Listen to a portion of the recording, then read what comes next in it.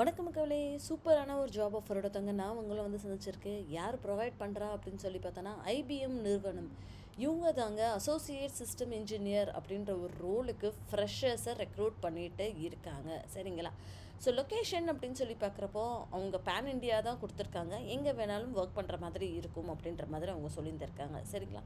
So இந்த ஒரு system, இந்த ஒரு ஜாப் ரோல் என்ன அப்படின்றத நம்ம டீட்டெயிலாக பார்க்கலாம். இந்த வீடியோ ஃபுல்லாக மறக்காமல் ஸ்கிப் பண்ணி பாருங்கள். இது எப்படி அப்ளை பண்ணுறதுன்றது நான் உங்களுக்கு சொல்லிடுறேன்.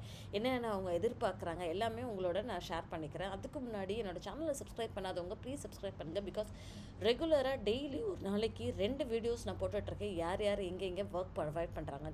So please do support and subscribe.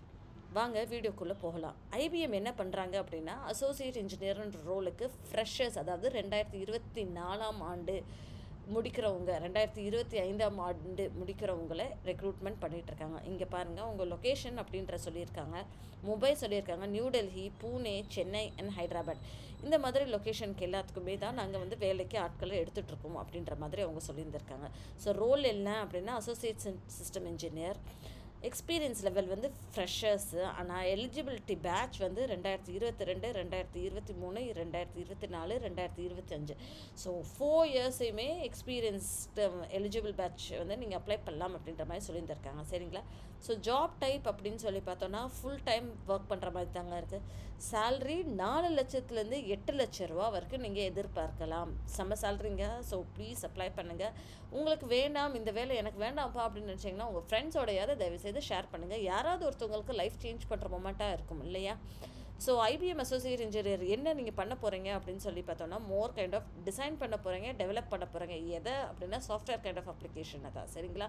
So right பண்ணி, டெஸ்ட் பண்ணி, டீபக் பண்ணி, கோட் மெயின்டெனன்ஸ் எல்லாமே வேறு பிளாட்ஃபார்மில் நீங்கள் பண்ண போகிறீங்க. கொலாபரேஷன் டீம் மெம்பர்ஸோட பண்ணணும் அப்படின்றது எதிர்பார்க்குறாங்க. More kind of a development role தாங்க.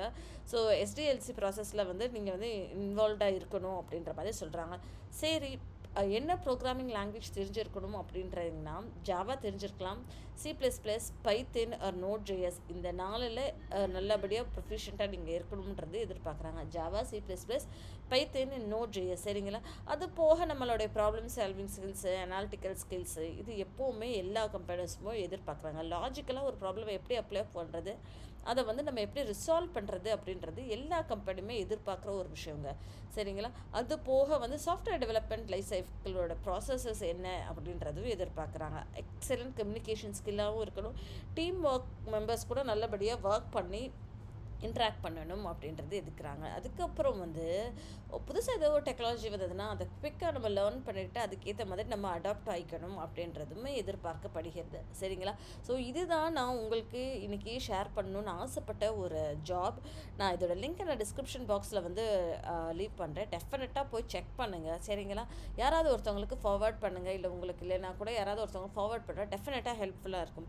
Please do subscribe and support. Thank you மக்களே.